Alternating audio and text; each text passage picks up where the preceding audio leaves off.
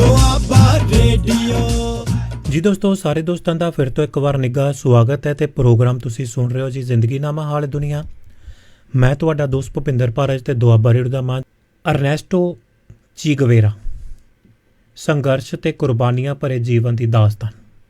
1967 ਦਾ ਦਿਨ ਮਾਰਕਸੀ ਇਨਕਲਾਬੀ ਲੇਖਕ, ਡਿਪਲੋਮੈਟ, ਗੁਰੀਲਾ ਆਗੂ, ਫੌਜੀ ਮਾਹਰ, ਡਾਕਟਰ ਵਿਦਵਾਨ ਆਗੂ ਚੀ ਗਵੇਰਾ ਨੂੰ ਬੋਲੀਵੀਅਨ ਹਾਕਮਾਂ ਨੇ ਲੋਕਾਂ ਨੂੰ ਇਨਕਲਾਬ ਵਾਸਤੇ ਭੜਕਾਉਣ ਦੇ ਦੋਸ਼ ਹੇਠ ਗੋਲੀ ਦੇ ਨਾਲ ਉਡਾ ਦਿੱਤਾ ਸੀ ਅੱਜ ਦੇ ਦਿਨ ਦੇ ਉੱਤੇ। ਤੇ ਉਹਨਾਂ ਦਾ ਜ਼ਿਕਰ ਕਰਦੇ ਹਾਂ। ਡਾਕਟਰ ਅੰਮ੍ਰਿਤ ਜੀ ਲਿਖਦੇ ਨੇ ਉਹਨਾਂ ਦੇ ਬਾਰੇ, ਤੇ ਮੈਂ ਤੁਹਾਡਾ ਦੋਸਤ ਭੁਪਿੰਦਰ ਭਾਰਜ ਤੇ ਦੁਆਬਾ ਰੇਡੀਓ ਦਾ ਮੰਚ। ਜਦੋਂ ਮੈਂ ਆਪਣੀ ਡਾਕਟਰੀ ਦੀ ਪੜ੍ਹਾਈ ਸ਼ੁਰੂ ਕੀਤੀ, ਉਸ ਸਮੇਂ ਮੈਂ ਉਹਨਾਂ ਵਿਚਾਰਾਂ ਦਾ ਧਾਰਨੀ ਨਹੀਂ ਸਾਂ ਜਿਨ੍ਹਾਂ ਦਾ ਮੈਂ ਇਨਕਲਾਬੀ ਬਣਨ ਤੋਂ ਬਾਅਦ ਸਾਂ। ਹਰ ਇੱਕ ਦੀ ਤਰ੍ਹਾਂ ਮੈਨੂੰ ਵੀ ਸਫਲਤਾ ਚਾਹੀਦੀ ਸੀ। ਮੇਰਾ ਸੁਪਨਾ ਵੀ ਮਸ਼ਹੂਰ ਖੋਜਕਰਤਾ ਬਣਨ ਦਾ ਸੀ। ਅਣਥੱਕ ਮਿਹਨਤ ਕਰਕੇ ਮਨੁੱਖ ਜਾਤੀ ਦੇ ਫਾਇਦੇ ਲਈ ਕੋਈ ਪ੍ਰਾਪਤੀ ਕਰਨਾ ਸੀ, ਪਰ ਇਹ ਸਭ ਕੁਝ ਵਿਅਕਤੀਗਤ ਸਫਲਤਾ ਬਾਰੇ ਸੀ। ਸਾਡੇ ਸਾਰਿਆਂ ਦੀ ਤਰ੍ਹਾਂ ਮੈਂ ਵੀ ਆਪਣੇ ਆਲੇ ਦੁਆਲੇ ਦੀਆਂ ਹਾਲਾਤਾਂ ਦੀ ਪੈਦਾਇਸ਼ ਸੀ, ਤੇ ਫਿਰ ਮੈਂ ਦੇਖਿਆ ਕਿ ਸਿਰਫ ਪੈਸੇ ਨਾ ਹੋਣ ਦੀ ਵਜ੍ਹਾ ਕਾਰਨ ਮਾਂ ਪਿਓ ਆਪਣੇ ਬੱਚਿਆਂ ਦਾ ਇਲਾਜ ਨਹੀਂ ਕਰਵਾ ਪਾਉਂਦੇ। ਮੈਂ ਦੇਖਿਆ ਕਿ ਲਗਾਤਾਰ ਭੁੱਖ, ਨੰਗ ਤੇ ਦੁੱਖਾਂ ਨੇ ਮਨੁੱਖਤਾ ਦੀ ਗਿਰਾਵਟ ਇੰਨੀ ਵਹਿਸ਼ਿਆਨਾ ਕਰ ਦਿੱਤੀ ਸੀ ਕਿ ਇੱਕ ਪਿਤਾ ਆਪਣੇ ਬੱਚੇ ਦੀ ਮੌਤ ਨੂੰ ਇਸ ਤਰ੍ਹਾਂ ਪ੍ਰਵਾਨ ਕਰ ਲੈਂਦਾ ਸੀ ਜਿਵੇਂ ਕੁਝ ਹੋਇਆ ਹੀ ਨਾ ਹੋਵੇ। ਤੇ ਫਿਰ ਮੈਂ ਅਨੁਭਵ ਕੀਤਾ ਕਿ ਇਹਨਾਂ ਲੋਕਾਂ ਦੀ ਮਦਦ ਲਈ ਆਉਣਾ ਕਿਸੇ ਵੀ ਤਰ੍ਹਾਂ ਕੋਈ ਮਸ਼ਹੂਰ ਖੋਜਕਰਤਾ ਬਣਨ ਜਾਂ ਮੈਡੀਕਲ ਸਾਇੰਸ ਦੇ ਵਿੱਚ ਯੋਗਦਾਨ ਪਾਉਣ ਦੇ ਨਾਲੋਂ ਘੱਟ ਮਹੱਤਵਪੂਰਨ ਨਹੀਂ। ਇਹ ਸ਼ਬਦ ਦੱਖਣੀ ਅਮਰੀਕਾ ਦੇ ਲੋਕ ਨਾਇਕ ਤੇ ਪੂਰੀ ਦੁਨੀਆ ਦੇ ਨੌਜਵਾਨਾਂ ਦੇ ਦਿਲਾਂ ਨੂੰ ਖਿੱਚ ਪਾਉਣ ਵਾਲੇ ਸ਼ਹੀਦ ਅਰਨੈਸਟੋ ਚੀ ਗਵੇਰਾ ਦੇ ਨੇ, ਜਿਸ ਦਾ ਜਨਮ ਜੂਨ 14 ਤਰੀਕ ਨੂੰ ਦਿਨ 'ਤੇ ਹੁੰਦਾ ਹੈ। ਚੀ ਗਵੇਰਾ, ਜਿਸ ਨੇ ਜਵਾਨੀ ਦੀ ਸ਼ੁਰੂਆਤ ਮੈਡੀਕਲ ਦੀ ਪੜ੍ਹਾਈ ਦੇ ਨਾਲ ਕੀਤੀ ਤੇ ਬਾਅਦ ਦੇ ਵਿੱਚ ਇੱਕ ਮਹਾਨ ਇਨਕਲਾਬੀ ਬਣ ਗਿਆ। ਉਹਦੇ ਸ਼ਬਦ ਸਿਰਫ ਡਾਕਟਰੀ ਦੀ ਪੜ੍ਹਾਈ ਕਰ ਰਹੇ ਨੌਜਵਾਨਾਂ ਦੇ ਲਈ ਹੀ ਵੰਗਾਰ ਨਹੀਂ, ਸਿਰਫ ਉਹਨਾਂ ਨੂੰ ਹੀ ਅਸਲੀਅਤ ਦੇ ਦਰਸ਼ਨ ਨਹੀਂ ਕਰਾਉਂਦੇ ਸਨ, ਸਗੋਂ ਹਰ ਨੌਜਵਾਨ, ਚਾਹੇ ਉਹ ਕਿਸੇ ਵੀ ਵਿਸ਼ੇ ਦੀ ਪੜ੍ਹਾਈ ਕਰ ਰਿਹਾ ਹੋਵੇ ਜਾਂ ਕਿਸੇ ਵੀ ਕਿੱਤੇ ਦੇ ਵਿੱਚ ਰੁੱਝਿਆ ਹੋਵੇ, ਉਹਨੂੰ ਜਿਹੜਾ ਸੋਚਣ ਦੇ ਲਈ ਮਜਬੂਰ ਕਰਦੇ ਨੇ। ਤੇ ਫਿਰ ਉਹ ਨੌਜਵਾਨ ਚਾਹੇ ਦੱਖਣੀ ਅਫਰੀਕਾ ਹੋਵੇ ਤੇ ਦੱਖਣੀ ਅਮਰੀਕਾ ਹੋਵੇ, ਜਾਂ ਅਫਰੀਕਾ ਹੋਵੇ, ਏਸ਼ੀਆ ਜਾਂ ਦੁਨੀਆ ਦੇ ਕਿਸੇ ਵੀ ਦੇਸ਼ ਦਾ ਕੋਈ ਵੀ ਕੋਨਾ ਹੋਵੇ। ਚੀ ਗਵੇਰਾ ਦਾ ਜਨਮ 14 ਜੂਨ 1928 ਨੂੰ ਅਰਜਨਟਾਈਨਾ ਦੇ ਸ਼ਹਿਰ ਰੋਸਾਰੀਓ ਦੇ ਵਿੱਚ ਹੁੰਦਾ ਹੈ। 2 ਸਾਲ ਦੀ ਉਮਰ ਹੋਣ ਤੱਕ ਦੀ ਦਮੇ ਦੀ ਬਿਮਾਰੀ ਦਾ ਸ਼ਿਕਾਰ ਹੋ ਗਿਆ, ਜੋ ਉਸਦੇ ਅੰਤਲੇ ਸਾਹਾਂ ਤੱਕ ਉਸਦੇ ਸੰਗ ਹੀ ਰਹੀ। ਇਸ ਬਿਮਾਰੀ ਕਰਕੇ ਚੀ ਨੂੰ ਸਕੂਲ ਦੇ ਵਿੱਚ ਦੇਰੀ ਦੇ ਨਾਲ ਦਾਖਲ ਕਰਵਾਇਆ ਗਿਆ ਸੀ, ਪਰ ਦਮੇ ਦੇ ਲਗਾਤਾਰ ਪੈਂਦੇ ਦੌਰਿਆਂ ਦੇ ਕਾਰਨ ਉਸਨੂੰ ਅਕਸਰ ਘਰ ਹੀ ਬੈਠਣਾ ਪੈਂਦਾ ਸੀ, ਕਿਉਂਕਿ ਚੀ ਦੇ ਮਾਤਾ ਪਿਤਾ ਵੀ ਜਿਹੜੇ ਸਨ ਰਾਜਨੀਤੀ ਦੇ ਵਿੱਚ ਹਿੱਸਾ ਲੈਂਦੇ ਸਨ ਤੇ ਪੜ੍ਹਨ ਦਾ ਸ਼ੌਂਕ ਰੱਖਦੇ ਸਨ। ਇਸ ਦੇ ਲਈ ਉਹਨਾਂ ਨੇ ਘਰ ਦੇ ਵਿੱਚ ਅੱਛੀ ਲਾਇਬ੍ਰੇਰੀ ਬਣਾ ਰੱਖੀ ਸੀ, ਜਿਸ ਦੇ ਵਿੱਚ ਦੁਨੀਆ ਭਰ ਦਾ ਬਿਹਤਰੀਨ ਸਾਹਿਤ, ਜਿਹੜਾ ਮਾਰਕਸ, ਲੈਨਨ ਦੀਆਂ ਕਿਰਤਾਂ ਉਪਲਬਧ ਸਨ। ਇਸ ਵਜ੍ਹਾ ਕਰਕੇ ਚੀ ਨੂੰ ਬਚਪਨ ਤੋਂ ਹੀ ਪੜ੍ਹਨ ਦਾ ਸ਼ੌਂਕ ਪੈ ਗਿਆ ਤੇ ਉਸਦੇ ਉੱਤੇ ਜਵਾਨੀ ਆਉਣ ਤੱਕ ਹੀ ਮਾਰਕਸ, ਲੈਨਨ ਤੇ ਹੋਰ ਪ੍ਰਸਿੱਧ ਲੇਖਕਾਂ ਤੇ ਕਵੀਆਂ ਦੀਆਂ ਲਿਖਤਾਂ ਪੜ੍ਹ ਲਈਆਂ ਸਨ। ਕੁਝ ਵਿਦਵਾਨਾਂ ਦੇ ਅਨੁਸਾਰ ਚੀ ਆਪਣੀ ਬਿਮਾਰੀ ਤੇ ਕਿਤਾਬਾਂ ਪੜ੍ਹਨ ਦੇ ਸ਼ੌਂਕ ਦੇ ਕਾਰਨ ਇਨਕਲਾਬੀ ਬਣ ਗਿਆ।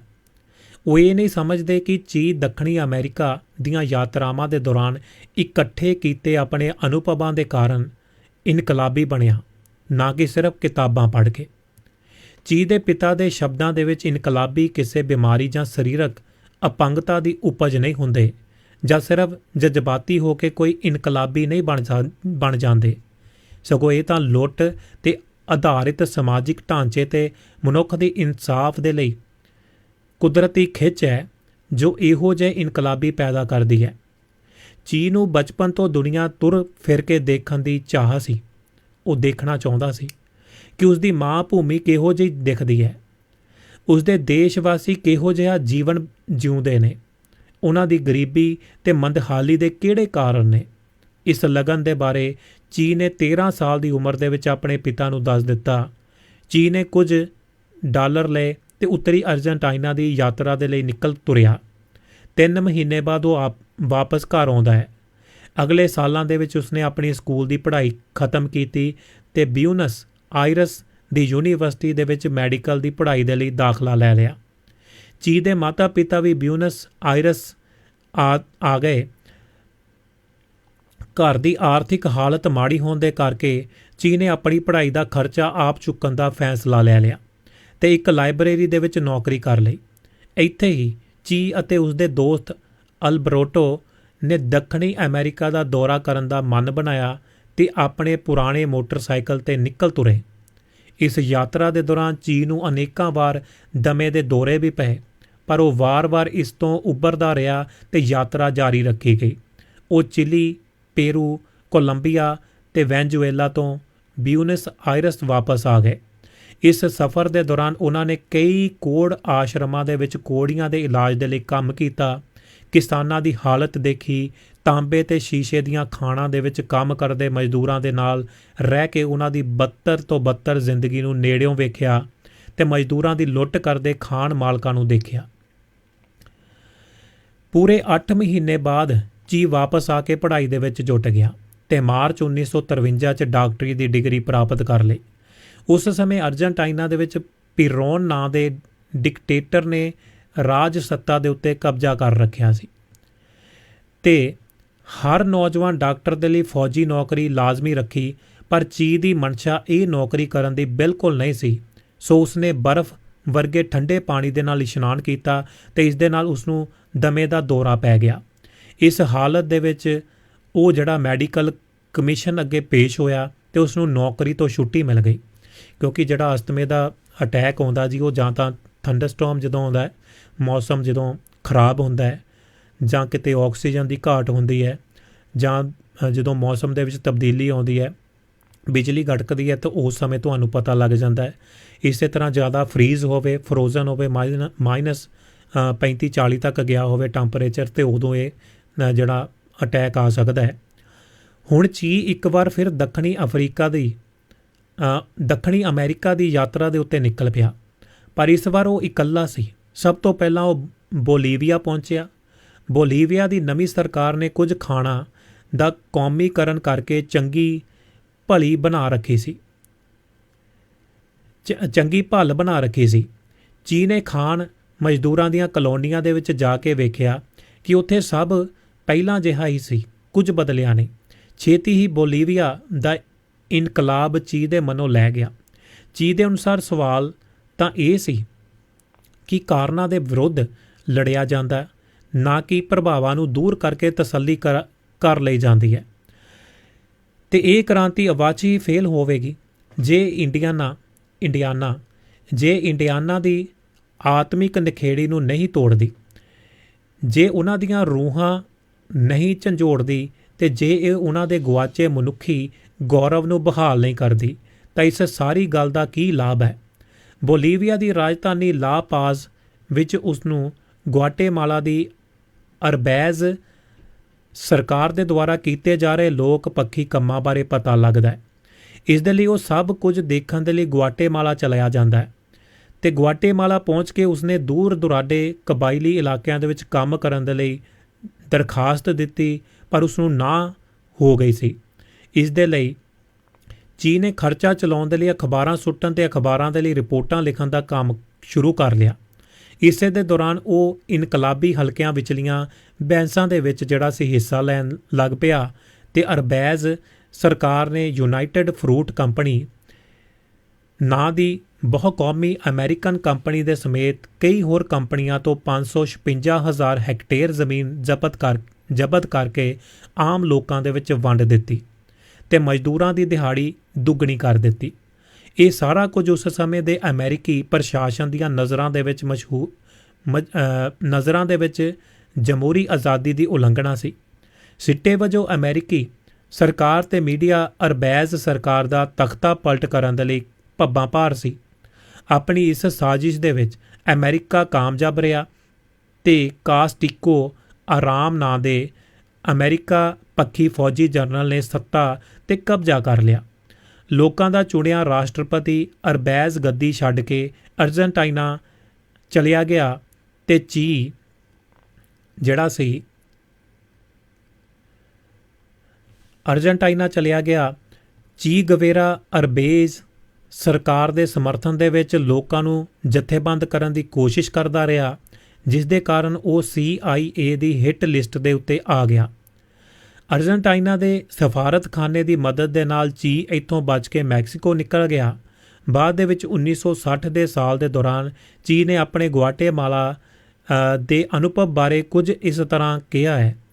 ਕਹਿੰਦਾ ਕਿ ਠੀਕ ਇਸ ਸਮੇਂ ਮੈਂ ਇਹ ਅਨੁਭਵ ਕੀਤਾ ਕਿ ਇਨਕਲਾਬੀ ਡਾਕਟਰ ਬਣਨ ਦੇ ਲਈ ਤੁਹਾਨੂੰ ਪਹਿਲਾਂ ਇਨਕਲਾਬ ਦੀ ਲੋੜ ਹੁੰਦੀ ਹੈ।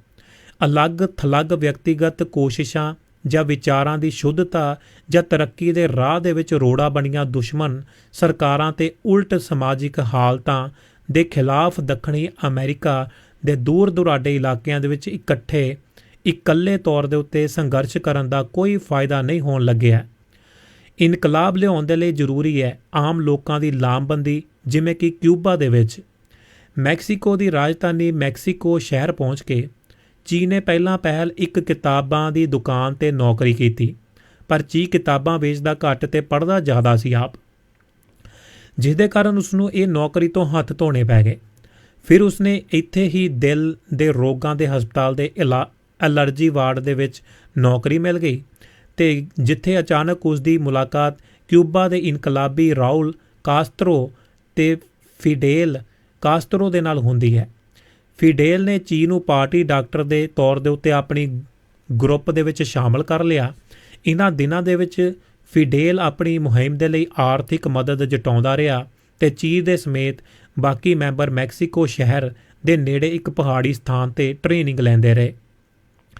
ਅੰਤ 25 ਨਵੰਬਰ 1956 ਫਿਡੇਲ ਅਤੇ ਉਸਦੇ ਸਾਥੀ ਇੱਕ ਛੋਟੀ ਕਿਸ਼ਤੀ ਗ੍ਰਾਨਮਾ, ਜੋ ਕਿ ਸਿਰਫ 12 ਵਿਅਕਤੀਆਂ ਦੇ ਬੈਠਣ ਦੇ ਲਈ ਬਣੀ ਸੀ, ਉਹਦੇ ਵਿੱਚ ਬੈਠ ਕੇ ਆਪਣੀ ਮਾਤ ਭੂਮੀ, ਆਪਣੇ ਲੋਕਾਂ ਨੂੰ ਅਮਰੀਕਾ ਪੱਖੀ ਤਾਨਾਸ਼ਾਹ ਬਟਿਸਟਾ ਦੇ ਜਬਰ, ਜ਼ੁਲਮ ਤੇ ਲੁੱਟ ਤੋਂ ਆਜ਼ਾਦ ਕਰਵਾਉਣ ਦੇ ਲਈ ਸਮੁੰਦਰ ਦੇ ਵਿੱਚ ਠਿੱਲ ਪਏ।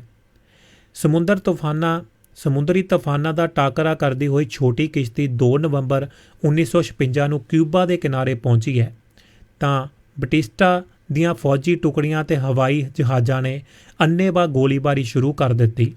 ਵਰਦੀਆਂ ਗੋਲੀਆਂ ਦੇ ਵਿੱਚ ਇਨਕਲਾਬੀ ਕਿਸ਼ਤੀ 'ਚੋਂ ਉਤਰ ਕੇ ਕੰਢੇ ਸਥਿਤ ਜੰਗਲ ਦੇ ਵਿੱਚ ਜਾਣ ਲੱਗ ਗਏ ਤੇ ਅਗਲੇ ਕਈ ਦਿਨਾਂ ਤੱਕ ਇਨਕਲਾਬੀ ਫੌਜ ਅਤੇ ਹਵਾਈ ਜਹਾਜ਼ਾਂ ਦੀ ਫਾਇਰਿੰਗ ਦਾ ਸਾਹਮਣਾ ਕਰਦੇ ਹੋਏ ਜੰਗਲ ਦੇ ਵਿੱਚ ਚੱਲਦੇ ਰਹੇ। ਇਸ ਘਟਨਾ ਦੇ ਵਿੱਚ ਫਿਡੇਲ ਦੇ ਅੱਧੇ ਤੋਂ ਵੀ ਜ਼ਿਆਦਾ ਸਾਥੀ ਮਾਰੇ ਗਏ, 20 ਸਾਥੀ ਬੰਦੀ ਬਣਾ ਲਏ ਗਏ। ਚੀ ਵੀ ਕਿਵੇਂ ਨਾ ਕਿਵੇਂ ਦੂਸਰੀ ਇਨਕਲਾਬੀਆਂ ਦੇ ਨਾਲ ਸਿਆਰਾ ਮੈਸਤਰਾ ਦੀਆਂ ਪਹਾੜੀਆਂ ਦੇ ਵਿੱਚ ਛੁਪਣ ਦੇ ਵਿੱਚ ਕਾਮਯਾਬ ਹੋ ਗਿਆ। ਇੱਥੇ ਇਨਕਲਾਬੀਆਂ ਨੇ ਕਿਸਾਨਾਂ ਦੇ ਵਿੱਚ ਕੰਮ ਕਰਨਾ ਸ਼ੁਰੂ ਕੀਤਾ, ਉਹਨਾਂ ਦੀ ਹਮਦਰਦੀ ਹਾਸਲ ਕੀਤੀ। ਹੌਲੀ-ਹੌਲੀ ਪਹਾੜੀਆਂ ਦੇ ਲਾਗਿਓਂ ਬਟਿਸਟਾ ਦੀਆਂ ਫੌਜੀ ਚੌਂਕੀਆਂ ਖਦੇੜ ਦਿੱਤੀਆਂ ਤੇ ਇਲਾਕੇ ਦੇ ਵਿੱਚ ਜ਼ਮੀਨੀ ਸੁਧਾਰ ਕੀਤੇ। ਇਸ ਸਾਰੇ ਕੰਮ ਦੇ ਵਿੱਚ ਚੀ ਦਾ ਯੋਗਦਾਨ ਬਹੁਤ ਅਹਿਮ ਰਿਹਾ, ਜਿਸ ਕਰਕੇ ਉਹ ਹੁਣ ਮੇਜਰ ਗਵੇਰਾ ਬਣ ਗਿਆ ਸੀ। ਇਸ ਸਾਰੇ ਸਮੇਂ ਇਨਕਲਾਬੀਆਂ ਨੂੰ ਬੇਅੰਤ ਮੁਸ਼ਕਲਾਂ ਦਾ ਸਾਹਮਣਾ ਕਰਨਾ ਪਿਆ। ਕਈ ਦਿਨ ਲਗਾਤਾਰ ਤੁਰਦੇ ਰਹਿਣਾ ਪਿਆ, ਫਾਕੇ ਕੱਟਣੇ ਪਏ। ਚੀ ਨੂੰ ਦਮੇ ਦੀ ਬਿਮਾਰੀ ਦੇ ਲਗਾਤਾਰ ਪੈਂਦੇ ਦੌਰਿਆਂ ਦਾ ਸਾਹਮਣਾ ਵੀ ਕਰਨਾ ਪੈਂਦਾ, ਪਰ ਚੀ ਨੇ ਆਪਣੇ ਹਿੱਸੇ ਦਾ ਸਮਾਨ ਕਦੇ ਦੂਸਰੇ ਸਾਥੀ ਦੇ ਮੋਢਿਆਂ 'ਤੇ ਨਾ ਪਾਇਆ। ਜਦੋਂ ਵੀ ਉਸਨੂੰ ਦਮੇ ਕਾਰਨ ਰੁਕਣਾ ਪੈਂਦਾ ਸੀ, ਉਸਨੇ ਬੰਦੂਕ ਰੱਖ ਕੇ ਕਿਤਾਬ ਚੁੱਕ ਲੈਣੀ।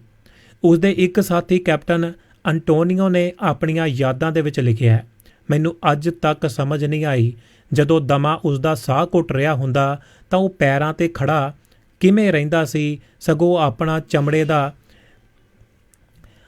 ਚਮੜੇ ਦਾ ਝੋਲਾ ਤੇ ਹਥਿਆਰ ਮੋਢੇ ਦੇ ਉੱਤੇ ਸੁੱਟੀ ਇੱਕ ਸਿਪਾਹੀ ਦੀ ਤਰ੍ਹਾਂ ਪਹਾੜੀ ਰਸਤਿਆਂ 'ਤੇ ਚੱਲਦਾ ਰਹਿੰਦਾ। ਤੇ ਸੁਰਿੰਦਰ ਅੰਕਲ ਜੀ 1 ਮਿੰਟ ਹੋਲਡ ਰੱਖਣਾ ਜੀ, 2 ਮਿੰਟ ਤਾਂ ਮੈਂ ਗੱਲ ਪੂਰੀ ਕਰ ਲਵਾਂ ਜੀ।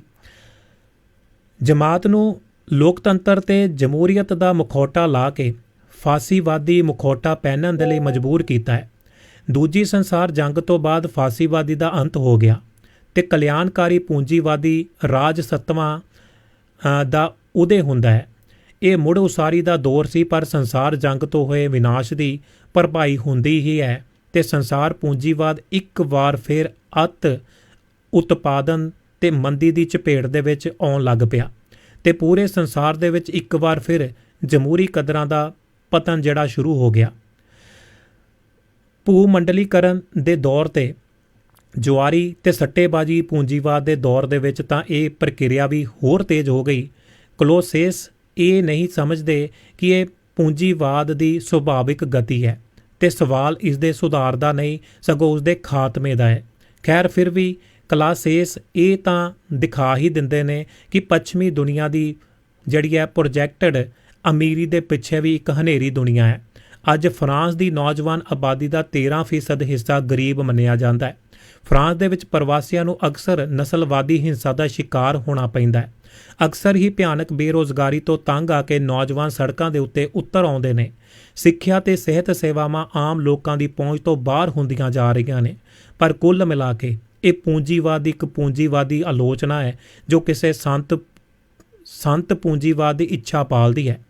ਇੱਕ ਗੱਲ ਆਖਰ 'ਚ ਉਹ ਕਹਿੰਦਾ ਹੈ ਕਿ ਇੱਕ ਗੱਲ ਬਿਲਕੁਲ ਸਾਫ਼ ਹੈ, ਚੋਟੀ ਤੇ ਬੈਠੇ ਦੇਸ਼ਾਂ ਦੇ ਵਿੱਚ ਵੀ ਜਮਾਤੀ ਵੰਡ ਤਿੱਖੀ ਹੁੰਦੀ ਜਾ ਰਹੀ ਹੈ। ਸਾਮਰਾਜਵਾਦੀ ਦੇਸ਼ਾਂ ਦੇ ਵਿੱਚ ਵੀ ਹਾਲਤ ਕਾਫੀ ਤਣਾਅਪੂਰਨ ਬਣਦੇ ਜਾ ਰਹੇ ਨੇ ਤੇ ਇਸ ਦੇ ਵਿੱਚ ਕੋਈ ਹੈਰਾਨੀ ਨਹੀਂ ਹੋਵੇਗੀ ਜੇ ਇਹਨਾਂ ਦੇਸ਼ਾਂ ਦੇ ਵਿੱਚ ਵੀ ਨੌਜਵਾਨਾਂ ਤੇ ਮਜ਼ਦੂਰਾਂ ਨੇ ਸੜਕਾਂ ਦੇ ਉੱਤੇ ਜਿਹੜਾ ਉਤਰਨਾ ਸ਼ੁਰੂ ਕਰ ਦਿੱਤਾ। ਜ਼ਾਹਿਰ ਹੈ ਕਿ ਅਜਿਹੇ ਸੰਘਰਸ਼ਾਂ ਦੇ ਨਾਲ ਹੀ ਇਨਕਲਾਬ ਨਹੀਂ ਹੋ ਸਕਦਾ, ਪਰ ਇਸ ਸਾਮਰਾਜਵਾਦੀ ਹਾਕਮਾਂ ਦੇ ਲਈ ਕਾਫੀ ਸਿਰਦਰਦੀ ਪੈਦਾ ਕਰੇਗਾ ਤੇ ਸੰਸਾਰ ਦੇ ਲੋਕਾਂ ਦੀ ਸਾਮਰਾਜੀਵਾਦੀ ਪੂੰਜੀਵਾਦ ਵਿਰੋਧੀ ਲੜਾਈ ਦੇ ਵਿੱਚ ਵੱਡਾ ਯੋਗਦਾਨ ਪਾਏਗਾ। ਆਖਰ 'ਚ ਇੱਕ ਪੈਰਾ ਹੈ ਨਿਕੋਲਾਈ ਉਸਤਰੋਵਸਕੀ ਦਾ। ਉਹ ਲਿਖਦਾ ਹੈ ਕਿ ਮੈਂ ਅਜਿਹੇ ਆਦਮੀ ਨੂੰ ਨਫ਼ਰਤ ਕਰਦਾ ਜੋ ਉਂਗਲੀ ਦੁਖਣ ਦੇ ਉੱਤੇ ਝੱਟ ਪਟਾਉਣ ਲੱਗ ਜਾਂਦਾ ਹੈ, ਜਿਸ ਦੇ ਲਈ ਪਤਨੀ ਦੀ ਸਨਕ ਇਨਕਲਾਬ ਤੋਂ ਵਧੇਰੇ ਮਹੱਤਵ ਰੱਖਦੀ ਹੈ, ਜੋ ਹੋਸ਼ੀ ਈਰਖਾ ਦੇ ਵਿੱਚ ਘਰ ਦੀਆਂ ਖਿੜਕੀਆਂ ਤੇ ਪਲੇਟਾਂ ਤੱਕ ਤੋੜਨ ਲੱਗਦਾ ਹੈ, ਜਾਂ ਉਹ ਕਵੀ ਜੋ ਹਰ ਪਲ ਠੰਡੇ ਹੌਕੇ ਭਰਦਾ ਹੋਇਆ ਬੇਚੈਨ ਰਹਿੰਦਾ ਹੈ ਤੇ ਕੁਝ ਲਿਖ ਸਕਣ ਦੇ ਲਈ ਵਿਸ਼ਾ ਲੱਭਦਾ ਫਿਰਦਾ ਹੈ ਅਤੇ ਜਦ ਕਦੇ ਵਿਸ਼ਾ ਮਿਲ ਜਾਂਦਾ ਹੈ ਤਾਂ ਲਿਖ ਨਹੀਂ ਪਾਉਂਦਾ ਕਿਉਂਕਿ ਉਸ ਦਾ ਮੂਡ ਠੀਕ ਨਹੀਂ ਜਾਂ ਉਸ ਨੂੰ ਜ਼ੁਕਾਮ ਹੋਇਆ ਹੁੰਦਾ ਹੈ ਤੇ ਨੱਕ ਵਗ ਰਿਹਾ ਹੁੰਦਾ ਹੈ। ਉਸ ਆਦਮੀ ਵਾਂਗ ਜੋ ਗਲ ਦੇ ਵਿੱਚ ਮਫਲਰ ਲਪੇਟੀ ਡਰਦਾ ਕੰਬਦਾ ਘਰੋਂ ਬਾਹਰ ਨਹੀਂ ਨਿਕਲਦਾ ਕਿ ਕਿਤੇ ਹਵਾ ਨਾ ਲੱਗ ਜਾਵੇ। ਜੇ ਉਸ ਨੂੰ ਥੋੜ੍ਹਾ ਬਹੁਤਾ ਕਾਂਬਾ ਲੱਗੇ ਤਾਂ ਡਰ ਦੇ ਨਾਲ ਉਸ ਦਾ ਖੂਨ ਸੁੱਕਣ ਲੱਗਦਾ ਹੈ, ਉਹ ਵਿਲਕਣ ਲੱਗ ਜਾਂਦਾ ਹੈ ਤੇ ਆਪਣਾ ਵਸੀਅਤਨਾਮਾ ਲਿਖਣ ਬੈਠ ਜਾਂਦਾ ਹੈ। ਇੰਨਾ ਨਾ ਡਰੋ ਸਾਥੀਓ, ਆਪਣੇ ਜ਼ੁਕਾਮ ਬਾਰੇ ਸੋਚਣਾ ਛੱਡ ਦਿਓ, ਕੰਮ ਕਰਨ ਲੱਗੇਗਾ ਤਾਂ ਤੇਰਾ ਜ਼ੁਕਾਮ ਵੀ ਠੀਕ ਹੋ ਜਾਵੇਗਾ। ਨਿਕੋਲਾਈ ਉਸਤਰੋਵਸਕੀ ਦੀ ਕਲਮ ਦੇ ਵਿੱਚੋਂ ਇਹ ਜਿਹੜਾ ਆਖਰੀ ਪੈਰਾ ਜੀ ਤੇ ਗੱਲ ਆਪਾਂ ਕੀਤੀ ਹੈ ਅਰਨੈਸਟੋ ਚੀ ਗਵੇਰਾ ਦੀ ਸੰਘਰਸ਼ ਅਤੇ ਕੁਰਬਾਨੀਆਂ ਭਰੇ ਜੀਵਨ ਦੀ ਦਾਸਤਾਨ, ਡਾਕਟਰ ਅੰਮ੍ਰਿਤ ਹੋਣਾ ਦੀ ਕਲਮ। ਮੈਂ ਤੁਹਾਡਾ ਦੋਸਤ ਭੁਪਿੰਦਰ ਭਾਰਜ ਤੇ ਦੁਆਬਾ ਰੇਡੀਓ ਦਾ ਮੰਚ।